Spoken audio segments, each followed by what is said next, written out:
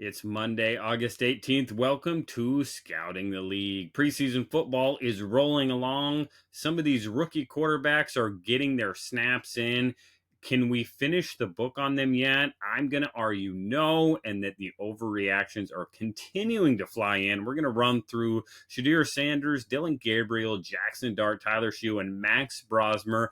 Just a quick one-liner or two. Again, things I've seen, things I haven't seen on film, and what they need to do to continue to make their impact on the 53. Before we jump in on that, though, let me remind you to like, subscribe, and share this podcast wherever you are listening and watching, whether it's on Apple Podcasts, Spotify, over on YouTube with that video portion. Hit subscribe, and most importantly, share this with a friend as we continue to take Scouting the League up a notch or two, just like these quarterbacks are trying to take their teams up a notch or two. We want to bring you that good content. Continuing to get the word out there is a big part of it. Make sure you follow me as well. I am at RightStepADV on X. RSAFootball.com is my website. That is Right Step Advising, where I am helping agents, athletes, teams, schools. If you are in the football industry and you have a question on scouting, hit me up. We will sit down, get on a Zoom call, Google Meet, whatever the way we need to get on, and we will talk football, get you educated in any way that I can. Co-host, you will hear from him every Wednesday as well as most Fridays on that Friday wrap, Neil Stratton. He is at Inside the League. InsideTheLeague.com is his website. Make sure you give him a follow as well. Really excited about some of our upcoming guests. Eric Galko of the East-West Shrine Bowl, Drew Fabiniak at the Senior Bowl, as well as Annie Duke, cognitive psychologist, big-time poker player, going to be on with us to talk objective decision-making, thinking in bets, going to be a really fun conversation. And down the road, get Jordan Reed of ESPN as well, talking players that we will start to see here very soon, that you will likely be hearing their names called in that 2026 draft. Really excited to bring in on some of our friends of the program, friends of Scouting the League, former scouts we're going to start talking a few players. Again, what we want to see from some of these athletes, O-line, D-line, edges coming up first. Make sure you tune in for those. Again, get some one-liners, get some draft room talk from people that have actually been in draft rooms. Again, it's going to be really fun to have those conversations. But for today, we are going to talk quarterbacks. Quarterback play, we all know it is the hardest position to evaluate. Throw it into preseason evaluation, and it just gets even harder. Again, these guys have been, for some of them, been evaluated for 6 years in college, multiple schemes, multiple programs, multiple offensive coordinators, whatever it may be, and yet you throw on preseason film and it's all of a sudden, hey, this guy should have been a first rounder. Yeah, whatever. Let's pump the brakes on these guys. Again, with preseason football, some things to always keep in mind is from week to week for preseason, coaches and staffs are probably ironing out stuff on the coaching side. So again, there may be a different person in the headset for a quarterback. There may be a different person calling plays. They may be ironing some of those details out, in addition to evaluating, again, every other player on the offensive side of the ball to get them opportunities. Maybe it's a fullback to see if he can play tight end. Maybe it's a running back in the passing game. Maybe it's a guard at tackle or a tackle at guard. So again, ton of different factors play into this. But again, it always goes back to evaluating traits and seeing guys play quarterback. That is always one of the big things that gets lost in the shuffle. Is at the end of the day in the NFL, you've got to play quarterback. Traits aside, you've got to play quarterback. Again, if we are just judging traits, Joe Milton may be a Hall of Famer after this year. His traits are special. But just like we saw at Michigan and at Tennessee, he struggles to play quarterback. Throws the ball to the other team, doesn't make the reads he's supposed to, all those kinds of things. Playing quarterback. It is what made Tom Brady a good player early in his career when he was throwing maybe 50 to 55% completion rate, but playing quarterback that allowed that defense and that great New England Patriots teams to become the team that they were. Now, Tom's traits ascended as he worked, as he did his thing, as he got better. All those traits continued to allow him to play better. But again, the playing of the quarterback really matters. Again, situational football, leading the offense. getting your team in the right position, making the right reads. Again, some of those traits are really hard to determine on film. Again, you have to get to know the person, all those kinds of things. But playing quarterback, it really comes down to doing what your offense needs on every down and distance, no matter what the situation of the game is. Again, you have to take your time. You have to pump the brakes. Try to come out with, come into watching film without preconceived notions. That can be really hard, or whatever preconceived notions, try to talk yourself out of those. If you can talk yourself out of it on film, again, really keep an open mind, wipe the whiteboard clean. Again, then you're doing good scouting. But again, let's jump into it. Let's talk about some of these players. Again, the things that I've seen, the things I haven't seen on some of these players, and kind of what we need to see out of the third preseason game, or to see them as a starter at some point here this fall. So let's start with the number one name, everybody getting the hype, Shedeur Sanders, Cleveland Browns. Has played 47 snaps in the one game. Again, I thought it was a solid performance. I'm putting a sufficient game on it. Again, there's times where he looks good, times where you see all those traits that made people believe he was going to be a first-round pick. But again, there are the same things that showed up at CU. Holds onto the ball, misses the spot, misses throws when it's right there, when it's wide open, check downs, over the top, whatever it may be. There are times where he just, it still frustrates you because, again, he puts a couple good snaps together. He had some really nice throws, a nice touchdown pass, throws with timing, but again, turns around, holds the ball too long, stares it down. Again, he is a guy that absolutely trusts his traits, and his traits are good. I don't think they're above that. And again, that is one of those differences between the guys coming to the NFL.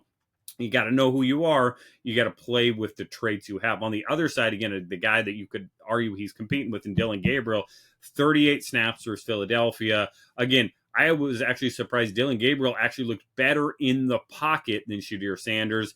I was surprised he missed some touch throws where, again, Shedeur made some nice touch throws. Dillon missed some touch throws. I thought his accuracy was slightly better overall. Again, Shedeur got bailed out on a couple, made some really nice throws.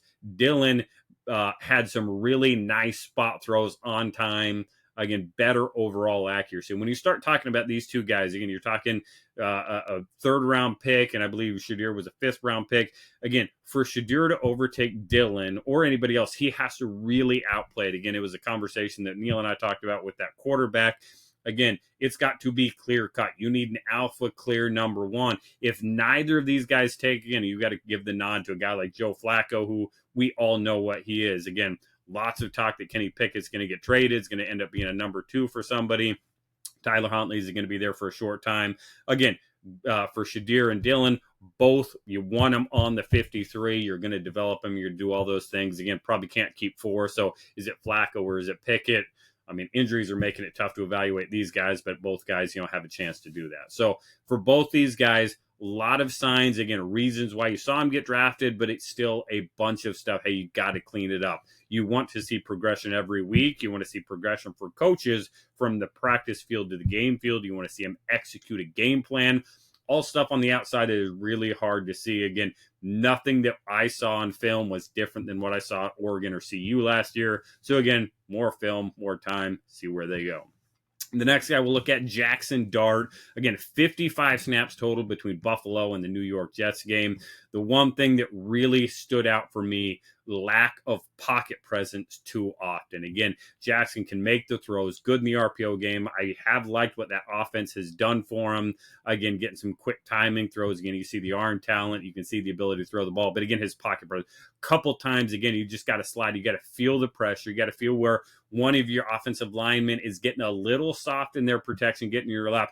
Again, a half step back, half step forward, sliding up in the pocket. One of the really tough things. We'll talk about Max Brosmer as well. You've got to have pocket presence to be able to throw from that well in the pocket in the NFL game. Guys that fade, guys that fall away, that end up holding the ball, that really does come back to bite. And that was really one thing that stood out for Jackson Dart. A lot of stuff, again, to really like. You see the arm strength, the touch throws, you see some timing throws, all really good. Again, Jackson, again, is in a fantastic situation. Sit behind Russell Wilson in that offense. Again, for the head coach, for the GM, who really have to come out and play some good ball early, I would argue to maintain some job security. Russell is no question the guy. Again, if it does go bad and you want to throw Jackson in there and try to get a little spark, man, it's going to be tough. But again, you've got a guy in Jackson Dart who can really learn from Russell Wilson, some pocket presence, how to manipulate it, how to work in that pocket. Russell has to do it for height and for vision reasons. But again, he's very good at it, veteran at it, obviously, as we know, Russell Wilson. So again, for Jackson to sit back there, learn that aspect, take that aspect of his game to the next level is really, really going to help him in the future. For my guy Neil Stratton and what looks like could be the New Orleans Saints starting quarterback Tyler Shough, 51 snaps between Jacksonville and the Chargers. Man, again, just like you saw in college, there are some really nice straight throws, but man, some rough overall quarterback play. And again, this is the guy that really stood out to me. Lack of quarterback play. The traits, yes, he's got them. The athleticism, yes, he's got them. He's got the talent. But again, there were just so many times where does this guy know how to play quarterback at the NFL level consistently to help move his offense? And the plays that you just kind of shake your head at, like what were you thinking? Why would you do this? Again, the same stuff that scouts saw on film, that why a lot of teams didn't have him as a day one or day two quarterback, again, shows up on this NFL film. You've got to continue to get it better. It's going to be a really challenging job for Kellen Moore to keep this guy in an offense. Just do these things. You've got two reads. We're going to run the ball 40 times a game, and then you're going to air it out to Chris Olave or whoever's running deep, because we'll see how long Olave lasts on that roster as they continue to have to retool and do things for the future. Different conversation for the New Orleans Saints. Neil, it's going to be a tough one for you guys down there in New Orleans. But again, Tyler has to continue to make those improvements. But again, see the talent, see the traits. And then the last guy, Max Brosmer, the guy that's getting all the love up in Minnesota. Again, played 58 snaps between New England and Houston. A 6-year college guy that, again, had good numbers at Minnesota. I'm not going to say great numbers. Again, I think he was 66% at Minnesota in his final year.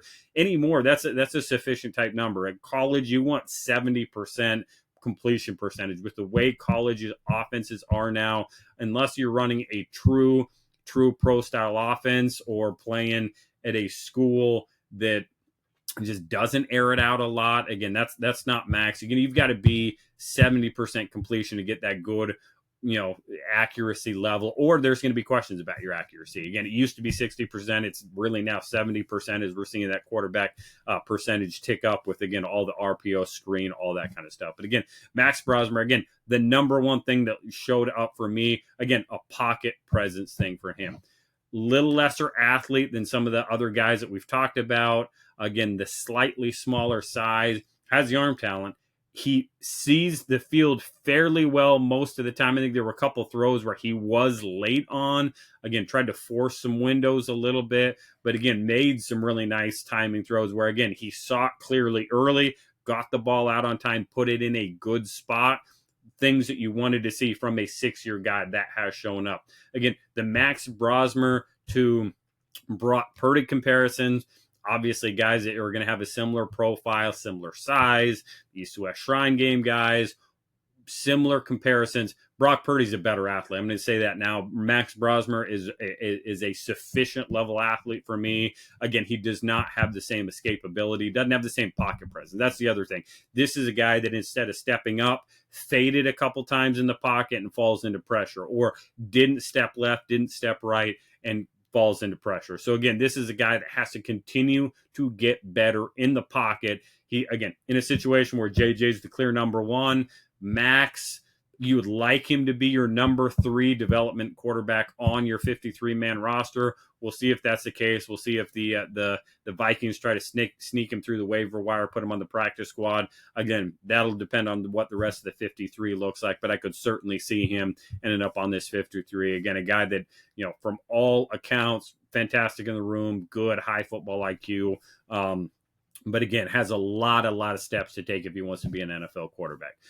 The last thing to remember for every single one of these players is pump the brakes on the 1 throw highlight films that we want to see. Oh, look at this throw. This is why he's going to be the starting NFL quarterback for this team. For every throw a player makes, it gets you really excited. Again, for scouts, they can turn around and show you one on the other end and says this was why. So again, the comparison, the one good to the one bad, again, is really got to tip the scales to play consistent good football in the NFL, consistently good things on film. Again, if you want to do that, if you want to throw up the one highlight film, I will challenge you. I'll match you with one on the other side. And again, until you can just, throw more up than I can handle, again, we're going to have an argument to make. And for all these guys, there's a reason they got drafted where they did. Again, there's a reason Max Brosmer went undrafted. 32 NFL teams did not miss 250 sometimes as this player went undrafted. They know more than you. They know more than me. I promise you. I was not in a building. I was not in draft rooms. I wasn't part of medical. I wasn't part of background. NFL scouts and teams know more than you. They have a higher hit rate than you. There's a reason they do the work they do. NFL scouts know what they're doing. NFL teams, for the most part, know what they're doing. They're going to get the benefit of the doubt every time. And that's what we do at Scouting the League, is give teams the benefit of the doubt. We'll question it. We'll throw the questions we see out there. But again, at the end of the day, they're in it every day. They have those players in the building. They know what they're doing. They're having their plans. So that's our guys: Gabriel, Dart, Shu, Brosmer, and Sanders. Who's it going to be? Who is ultimately a top guy? If you disagree, let me know. Throw your comments up there. Throw what you see on film. If you're watching the film, keep that consistent grade scale. Keep that consistent trait scale. That is where you're going to gain your credibility, as we talk about all the time on this podcast. And as we continue to bring our guests in, we're going to talk about these quarterbacks. We're going to talk about these other players. We're going to continue to give you the scouting insight you need to know. As we roll through here, make sure you are going checking our podcast archives, getting those blue Maka insoles with discount code SCOUTING20. Change the way your shoes feel, change the way your legs feel after being on your feet all day. In all we do, Neil and I are going to keep bringing you the insight you need from the football world. And in all we do, we're going to keep scouting.